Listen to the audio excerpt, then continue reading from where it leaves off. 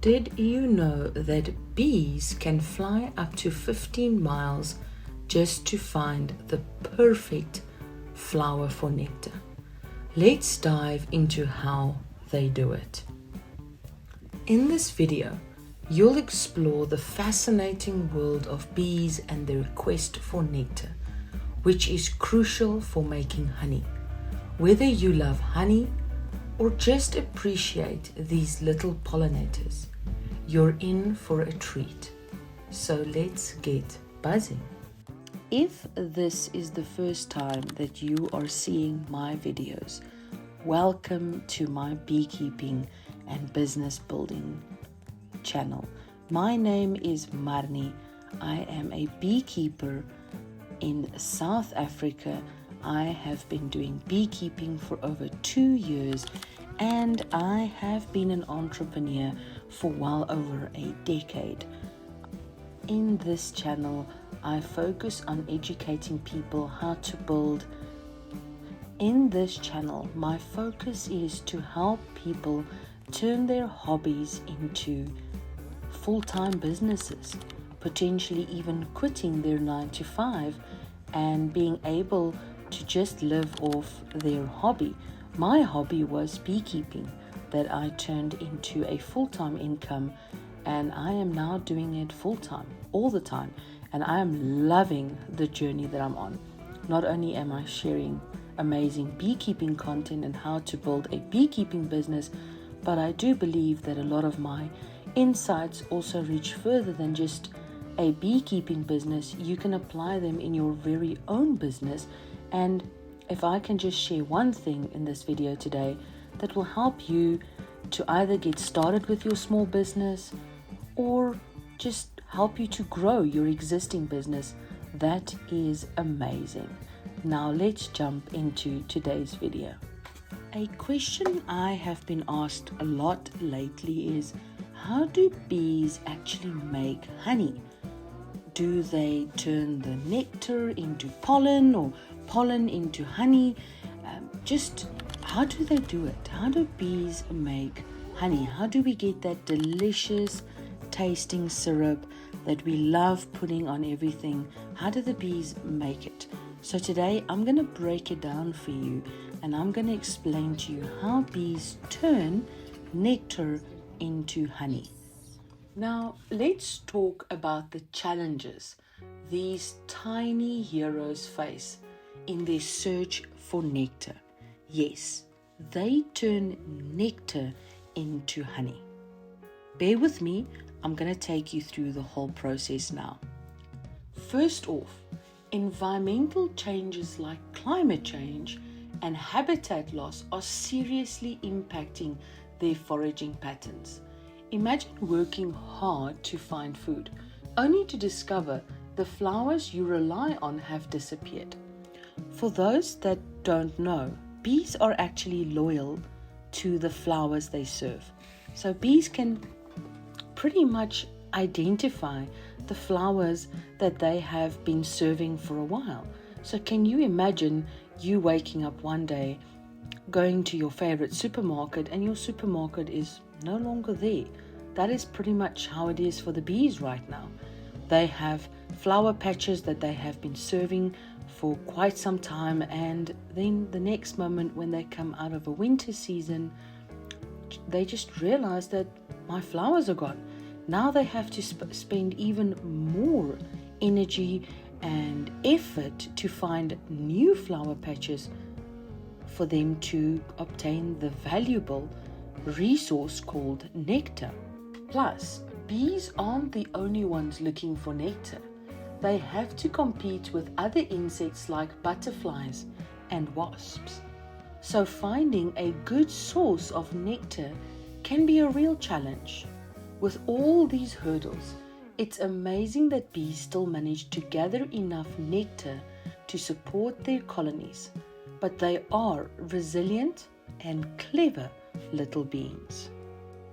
Now, let's highlight an incredible journey a bee takes from flower to hive. Once a bee finds a good nectar source, it doesn't just keep it to itself. It goes back to the hive and performs a dance known as the waggle dance. This is a specific dance that the bees do to tell their fellow sisters the direction of the food source, the distance of the food source, and the quality of that food source. Just imagine how amazing it is for bees to communicate through the art of dancing. Just look at our own cultures, how our dancing tells so many stories. The exact same thing is happening inside of the beehive. This dance is an amazing dance to watch in the hive and to see how crucial this dance is for their survival. So imagine this for a moment. Their dances pretty much give their sisters GPS coordinates where to find really good food sources. Once the other bees gets the message, they set off to gather nectar. Isn't this just so amazing? This teamwork is what allows the hive to thrive and produce that delicious honey we all love. The moment that she arrives back at the hive with her newly acquired nectar, the honeybee will unload her haul to a house bee through mouth-to-mouth contact.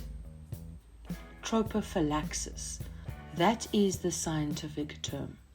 Once the house bee takes in the nectar, her own enzymes continue to break down the sugars. The nectar gets passed around from bee to bee, and as it does, the moisture content rapidly reduces to around 20%. With the moisture content way down, the nectar is ready to go into a cell in the comb. The bees fan the nectar, and this, combined with the temperature of the hive, help to evaporate the remaining moisture. As this happens, the sugar thickens into honey. This lack of moisture prevents fermentation and is part of what makes honey such a long-lasting food. Once a cell is full of honey, the worker bees will seal it with a protective cap. It's now ready to be used by the colony as and when they need it. Imagine the honeycomb as being a huge storage area, an area where they get to pack away all of this amazing substance called honey. I love the way the bees coordinate their lives.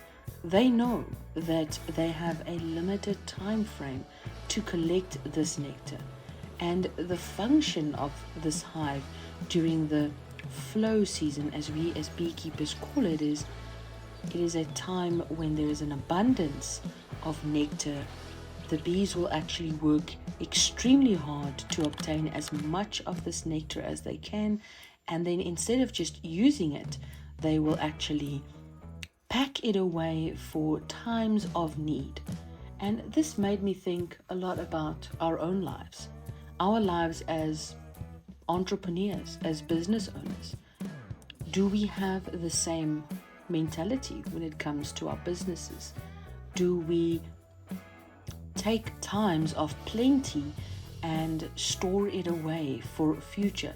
I recently read an article that explained the way Bill Gates runs his company, and one of the crucial things that he has done for his business is he has put away at least 2 years of running capital, so he can run Microsoft for up to 2 years without any income coming into his business. And this was something that I really found interesting as a business owner.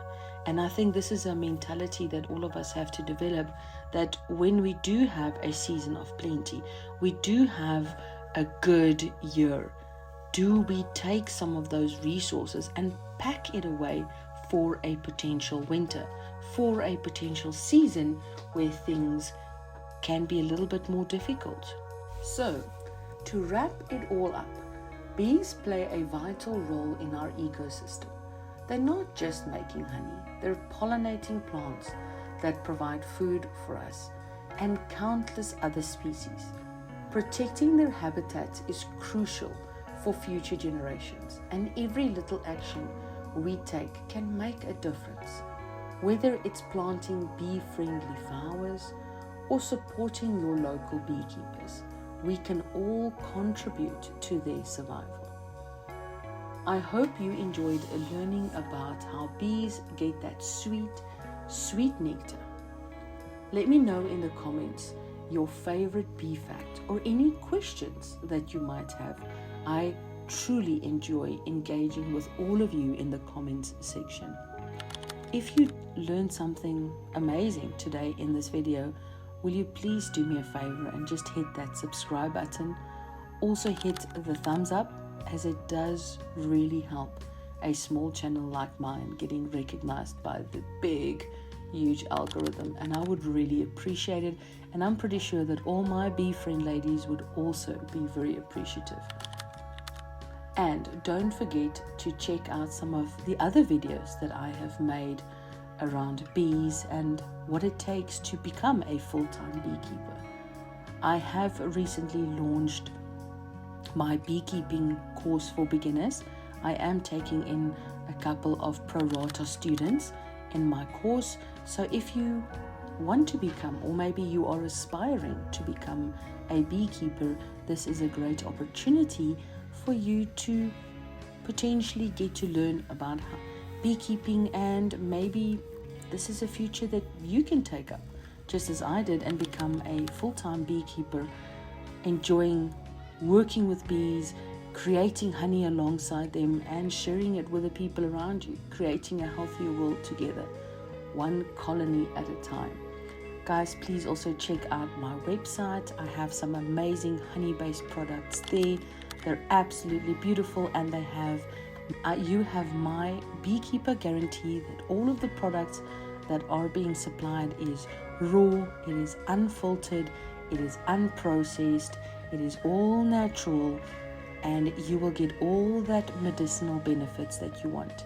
If you want to see what bee-based products you can use to improve your overall health, please jump onto our health questionnaire.